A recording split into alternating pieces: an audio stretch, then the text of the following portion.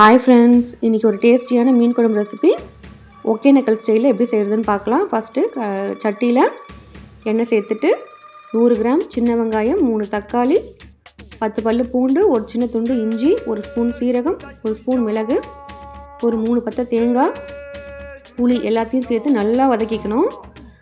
இப்போது மசாலா சேர்க்குறேன்.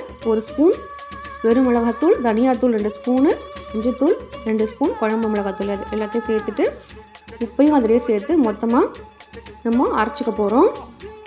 இப்போது வதங்கிடுச்சு, நல்லா ஆற வச்சு நம்ம அரைச்சிக்கலாம். மறுபடியும் சட்டியில் எண்ணெய் சேர்த்துட்டு வடகம் கருவேப்பிலை போட்டு தாளிச்சிட்டு அரைச்சதெல்லாம் சேர்த்து நம்ம மொத்தமாக அதில் ஊற்றிட்டு தண்ணி எவ்வளோ தேவையோ அதுக்கேற்ற மாதிரி நம்ம ஊற்றிக்கலாம். இப்போ பாருங்கள், நல்லா ரெடி ஆகிடுச்சு, கொதிச்சு வந்துடுச்சு. இப்போ நம்ம மீனை போட்டுருவோம்.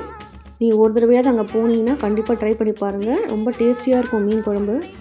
அங்கே எல்லாருமே நல்லா செஞ்சு தருவாங்க. எத்தனை பேர் போனாலும் நல்லா சமைச்சு கொடுப்பாங்க. ட்ரை பண்ணி பாருங்கள். அதே ஸ்டைலில் நான் செஞ்சுருக்கேன். நல்லா வந்திருந்தது, நல்லா வாசனையாக இருந்துச்சு. கடைசியில் கருவேப்பிலை தூவி இறக்கிட்டு மூடிட்டா சூப்பரான மீன் குழம்பு ரெடி. நீங்களும் ட்ரை பண்ணி பாருங்கள். தேங்க்யூ.